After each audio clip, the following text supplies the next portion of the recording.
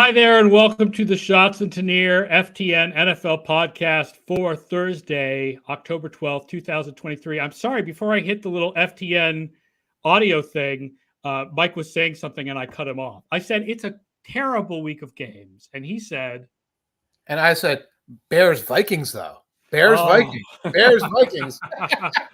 It is really bad. It is a really bad week of games, week 6. We're going to preview them anyway. It's interesting. The CBS, I found out why they are sending Tony Romo and Jim Nantz to Patriots Raiders. 2-1-4 teams. It's because they want to give them a rehearsal of the Super Bowl. That makes sense. It's because CBS is doing the Super Bowl, and the Super Bowl is in Las Vegas, so they want to make sure that they get Romo and Nantz a game of some sort in Las Vegas. So and that's why Romo and Nantz. And they're wiring people and their sound people into that stadium so they all get a feel for where everything's going to be. In the hecticness of the Super Bowl, it can be tricky. And are we going to preview that game on today's show? No. So hi, let's preview some Week 6 games. Don't forget, we are on live on YouTube at 11 a.m. Eastern, and you can ask us questions, and we will take your questions, even your fantasy questions, which we are not good at answering, but we'll take them anyway, and put your comments on the air.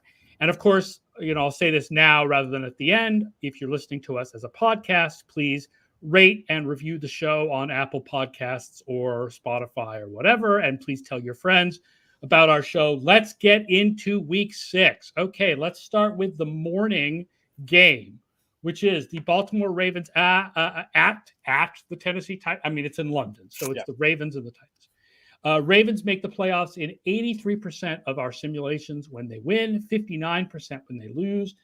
The Titans, 31% when they win, 12% when they lose. The Baltimore offense this year, the great passing game that we thought was going to happen with Lamar Jackson and the new coordinator and the new receivers, has not happened. They have been very average passing the ball, but they are still second running the ball. However, the Tennessee defense is 27th against the pass and 8th against the run, and was much better until Zach Moss went crazy on them. Yes. So it's an interesting, something's got to give. Either the Baltimore passing game is going to be better, or the Tennessee pass defense is going to be better.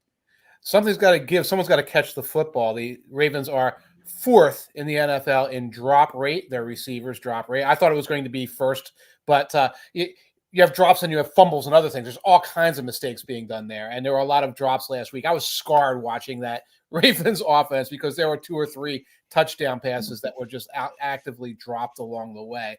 And, that's a big problem for them. I will point out also, they had 2 rain games. I know I talk more about the weather games. Ravens had 2 rain games, which I think is impacting the way their offense has looked so far this season. I think it's a better offense than what we see on paper. I will say the Ravens are 4th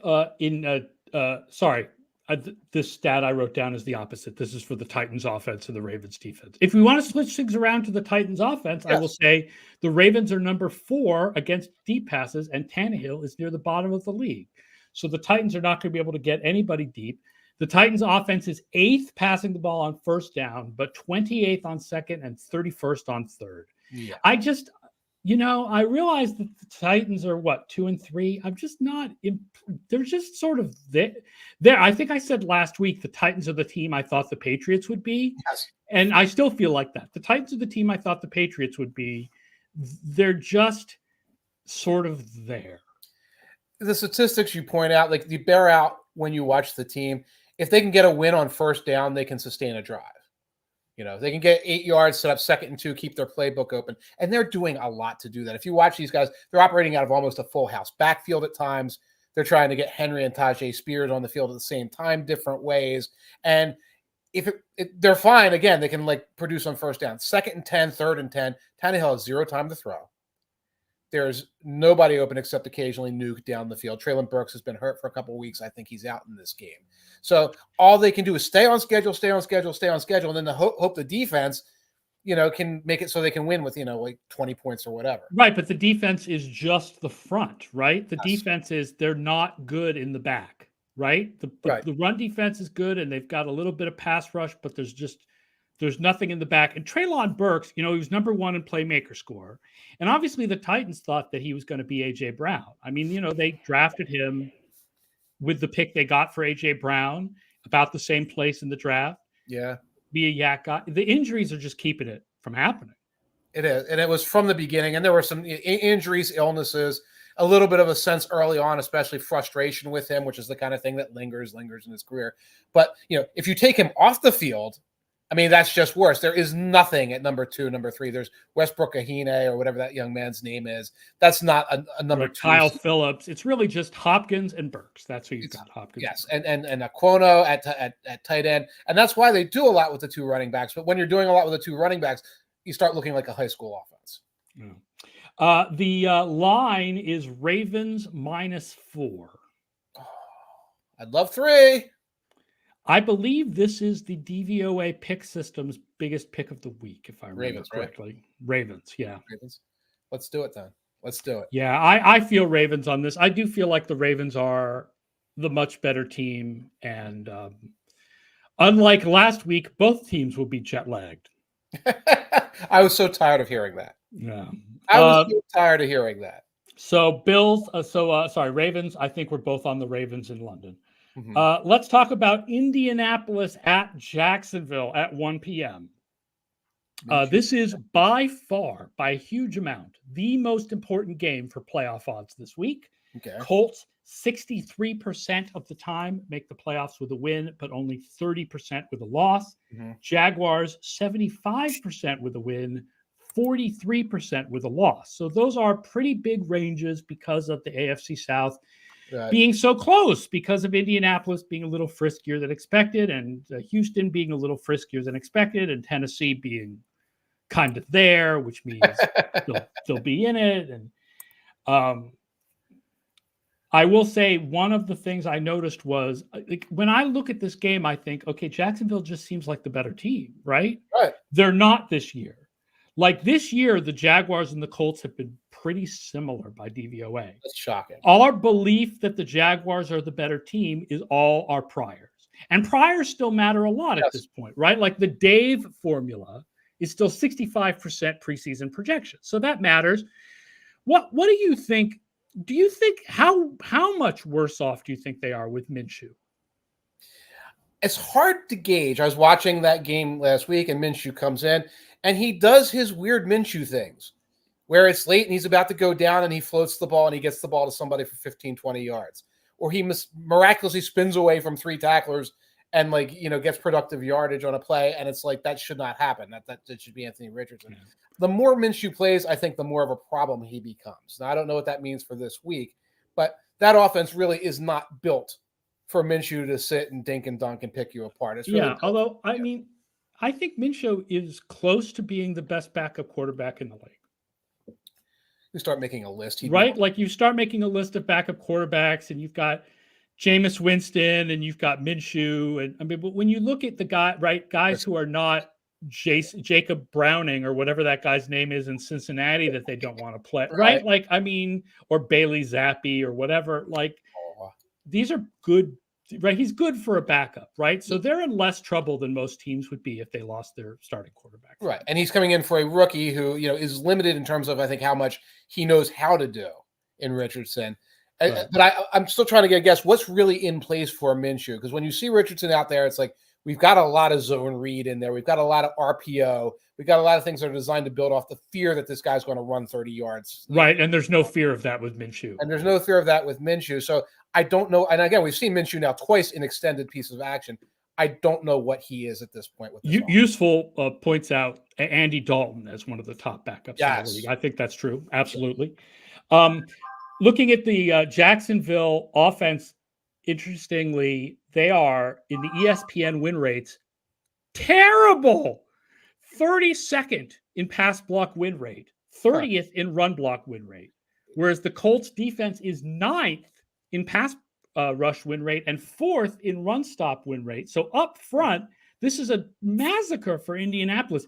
And I think it just goes to show Lawrence and his ability to overcome adversity to look average. Right. And I just did a little look here at the Colts opponents. So like, is this win rate against bad opponents? No, it's not bad opponents.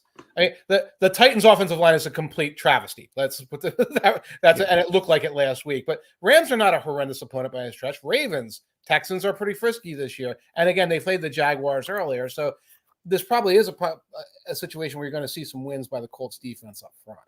Now, here's an interesting, Lawrence is near the bottom of the league so far in passing to the middle of the field. That's surprising to me given the year that Ingram had last year. Right.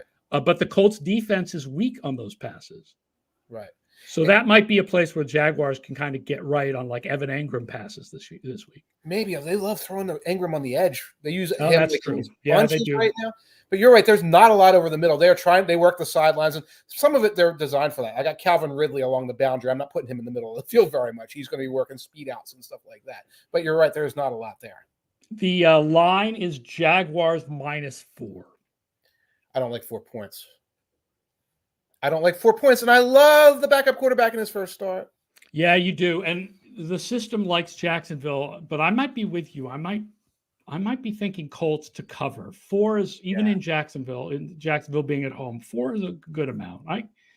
I think I might be leaning towards the Colts to at least cover. Right. That's what I would be thinking. A cover, maybe I'd tease it around a little bit, give myself a little bit of leeway on that. Let's talk about New Orleans at Houston. In order to talk about New Orleans at Houston, I got out some of my little people. These are my New Orleans Saints little people right here.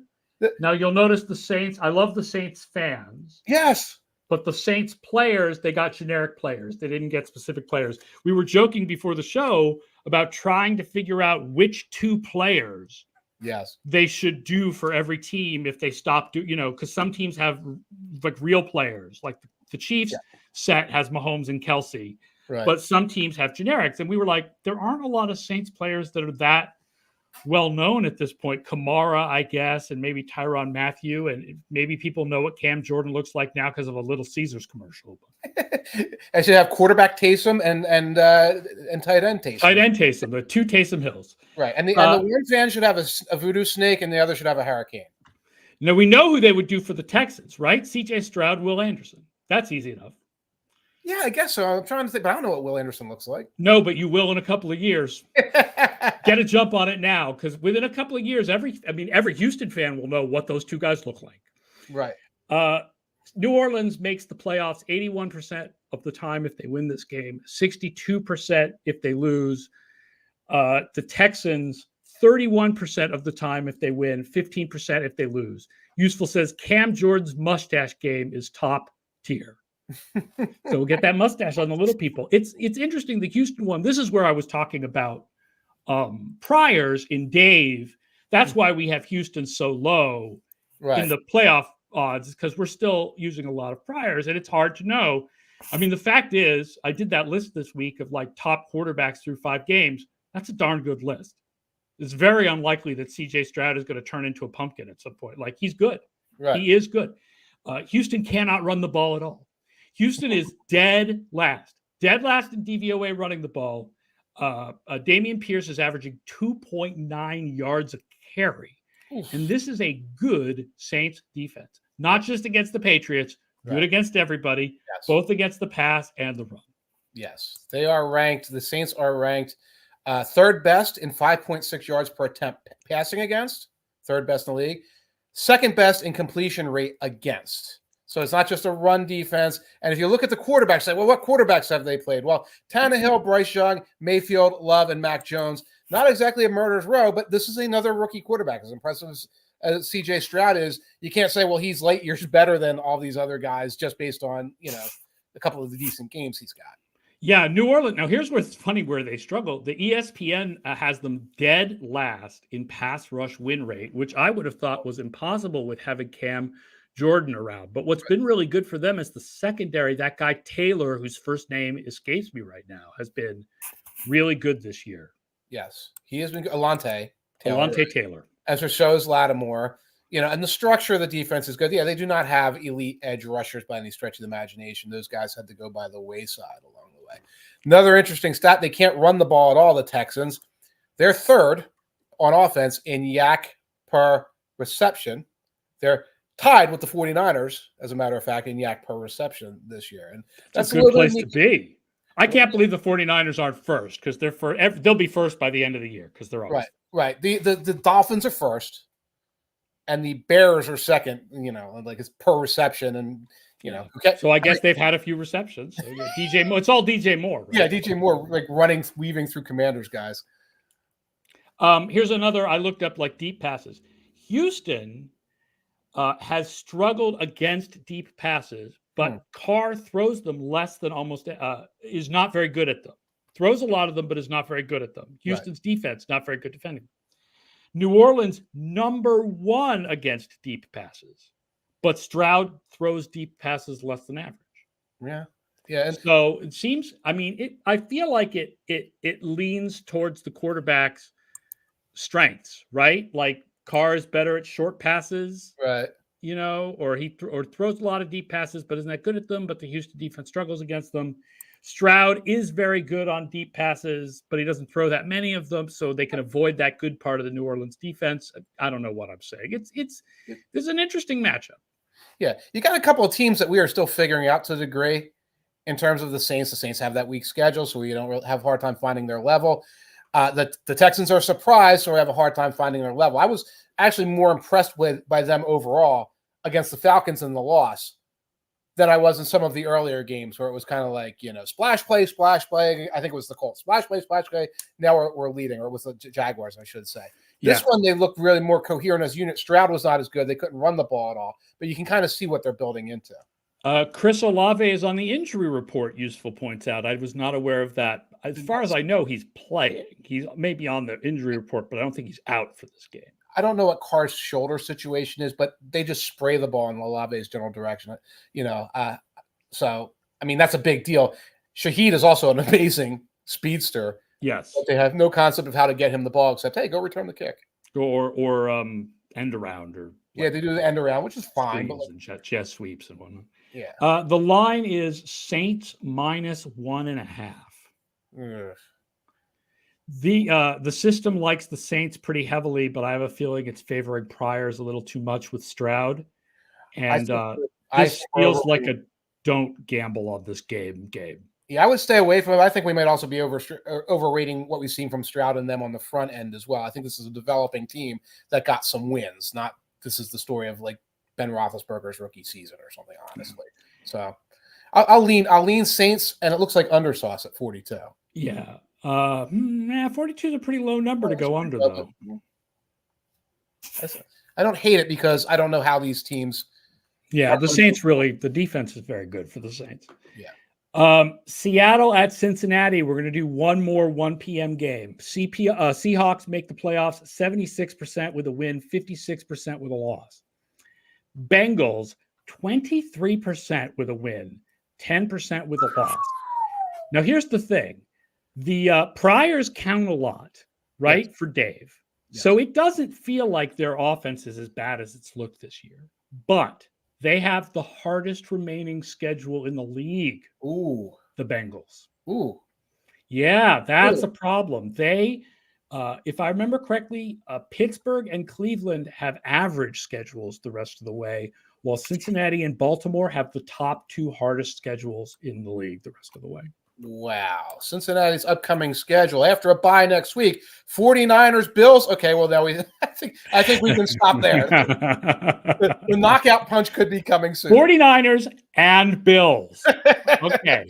So let's say they win this over Seattle, which is not definite. No. And then they lose to San Francisco and Buffalo. That makes them what, 3-5? That would make them 3-5. And then Texans, Ravens, Steelers. So that's not like a cakewalk by any stretch of the imagination. Yeah. I rewatched this morning the Bengals Cardinals game. I didn't have a great feel of it. And if you have the perception that the Bengals fixed their offense last week, that is incorrect. Now, it's interesting. I watched it too because I did an interview on Cincinnati radio yesterday. What was your takeaway about the Cincinnati offense? There was not a human on the Cardinals payroll who could even remotely cover Jamar Chase in any way, shape, or form, so they could kind of throw to him at will. They were doing their tiny short passes to Irvin and not really running the ball. and not getting anything done offensively until they got the pick 6 at the goal line. The defensively, you mean? Yeah, They weren't doing anything. Yeah, their defense has been struggling. The interior of the line had a real problem picking up stunts. Yeah, that was my big takeaway, was that the Arizona sacked Burrow a couple of times with some good stunts. Right. And yeah, their defense and the tackling was bad on defense, which is weird because last year their tackling was very good. And that game, their tackling on defense was bad. And their defense has been 23rd this year. So their defense has not been good. No, their run defense was bad. Misdirection gives them fits, which is the one thing Cardinals do extremely well this year, is they surprise you with misdirection plays with Rondale Moore and things like that. And there were a couple plays where they just got gashed on the other end. Now you pull away at the end because you can throw bombs to Jamar Chase, and then you can throw underneath to Jamar Chase, and you get the win there. But that wasn't you solve the problem game. That is, you are still better than this opponent that has very little to bring to the table kind of game for the Bengals. Yeah. Now both of these defenses have clear weakness this year. The Bengals defense is 12th against the pass, but 30th against the run. Seattle's defense is 2nd against the run, but 25th against the pass. And they've got a good pass rush this year, but the back end, even with the rookie Witherspoon, right? Like what was Witherspoon famous for in his first game? Not for coverage, for sacks, right? Like that was what people were like, oh, Witherspoon's going to win Defensive Rookie of the Year because of pass rush, not because his coverage has been fantastic. The Seahawks need another pass rusher in the secondary to go with Jamal Adams during the 4 plays per month he's healthy. But I think Witherspoon's going to come around as a player. This is a tough test this week against probably Chase a lot of the game. And just going back to the Bengals defense, I think you mentioned this last week. Bengals run defense, lowest stuff rate in the NFL. They're not stuffing people at the line or behind the line. And you mentioned it again, most broken and missed tackles in the NFL in that run defense. You know, they're just giving up extra yards that they shouldn't have to give up. The line on this game is Bengals -3. And it really is about how much do you believe in this year? This year, it's no question. Seattle has been a much better team than Cincinnati this year. So that's all about the priors, the idea that the Bengals -3. Yeah. And I've got this problem that it's been 2 weeks since the Seahawks played, and especially early season buys. It's like I feel like I don't have the information yet on the Seahawks.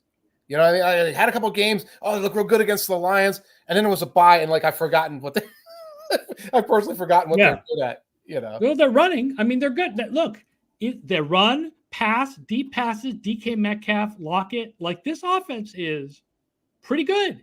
Yeah. And the Bengals defense is not. Like I feel like I'm kind of, would go with Seattle +3. I'll lean Seattle +3. I hate giving up on the Bengals just yet. I don't think I'm giving up on the Bengals just yet, but I'm also done hearing about how Joe Burrow's ankle feels. It's more out of respect for Seattle, what Seattle has been able to pull off, than it is. Right.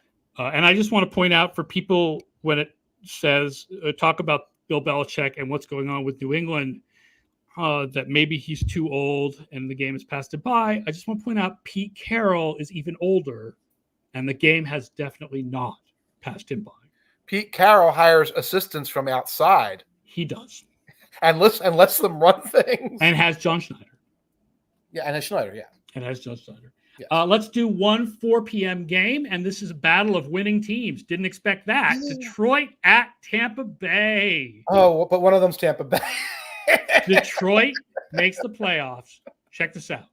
98% of the time if they win this game, and 92% if they lose. That is how far ahead of the rest of the NFC North they are right now in our ratings. Wow, I believe it. Look at the rest of the NFC North right now. Look at the Packers on Monday night. Oh my God! Yeah. Do I have to? No. Tampa Bay 66% with a win would make them 4-1. 4-1. 40% with a loss. 40% of the time they make the playoffs because NFC South, right? Now, what's interesting to me is the Tampa Bay, for all that they're playing better than anyone expected, the one part of that team that has been good for years and years and years is bad this year, and that's run defense. They're 2nd against the pass right now and 21st against the run. And Detroit offense is top 5 in both areas. Oh, boy. David Montgomery, baby. David Montgomery Gibbs has been hurt, but that offensive line, so they can put other guys in and get some success out of them along the way. Hold on. Useful wants to know, by the way, I believe the Buccaneers are wearing creamsicle uniforms. The throwback game. I think this is a throwback game. It's a home game against an old NFC Central opponent. I believe that they are wearing the creamsicle throwbacks. They'll look great. That will look good. That will look good. One part of the Buccaneers that has been bad for years and is still bad, their running game. Yep. They're averaging 2.9 yards per carry and yards after contact, 32nd in the league, dead last, 1.6 yards after contact. So they're not blocking particularly well. And then White and whoever else they have back there. Yeah, it's mostly White. They've got that guy, Sean Tucker, the undrafted free agent rookie who had the heart problems, which is why he didn't get drafted. But he did very well in backcast. It's like to see them give him a few more runs. Detroit is 28th in ESPN's run stop win rate. So maybe Tampa can get a little bit of run going in this game. Maybe. Their offense passing 20th on first down, 30th on second down, second on third down. That is not sustainable. No. And when you see the games, you see it where the 3rd and 8 weirdness and Mayfield kind of scrambles and like miraculously gets the ball to Evans when he's healthy or to someone down the field. Mayfield and Minshew look a lot alike to me these days. It's a very weird thing where both of them are sort of stumbling around and like finding ways to get the ball down the field. And I think Evans is hurt. I don't know if he'll miss the game, but I believe he's missing practices. Yeah, I'm going to check. He was hurt previously, but I did lose track of the injury report. Going to various. No Mike Evans during a practice portion today. I'm going to Rick Stroud. Did not participate today in practice. So that's something that you have to watch out for. So Lions. You can just say, screw it, the Buccaneers are not as good no matter what, and just take the Lions. Lions -3. To me, this is the best bet of the week. I might just play it right now while we're talking. Detroit -3, even on the road. They are better. Detroit -3.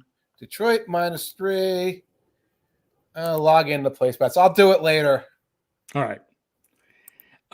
So yeah, that does it. There's not a lot of great games this week. We were talking about the Patriots and Raiders is the big CBS national game. I mean, come on now. 1-4, 1-4 teams. So we will preview the Cowboys and the Chargers on Monday's show. That'll be fun. And I will remind everybody or tell everybody, if you like to watch us live on Thursdays, next week's show will need to be at 5:00 p.m. Eastern. So next Thursday's show will be in the late afternoon rather than the morning because I have some other things I need to do. But Monday's show, where we wrap up all these exciting Week 6 games, will be at our usual 11 a.m. slot. We'll probably spend 20 minutes previewing Chargers Cowboys because this week's slate is so bad. I thought we were doing Bills Browns. I just look at the we're not doing Bills Browns. We're not doing Bills Browns. Do you have something you want to say about Bills and Browns? Deshaun Watson's health is still in question. He has some sort of contusion on his shoulder. The line is -7 for the 49ers right now. It could be PJ Walker. You're talking, sorry, not Bills Browns, 49ers Browns. 49ers Browns, excuse me. I mean, it'd be both teams. I mean, 49ers are like guaranteed to make the playoffs, and the Browns are going to have a backup quarterback. So that's why. Right. So I'm jumping on the 49ers before they rule Watson out because that's going to be PJ Walker at quarterback possibly and a spread going down to double digits. I got mixed up. The Bills play the Giants in the Tyrod Taylor revenge game. How silly of me. Yeah, that's the Sunday night game where, also going to be a great team against a backup quarterback. So 49, if you liked where the 49ers and Bills were in DVOA this week, you'll love where the 49ers and Bills are in DVOA next week. Or we're going to come on this show on Monday and we're going to be like, oh my God, what happened? Well, we'll figure it out. All right. For Mike Tanier of themessenger.com, I am Aaron Schatz, ftnfantasy.com/DVOA. That is our podcast to preview Week 6. And we will talk to you all on Monday. So long, everybody.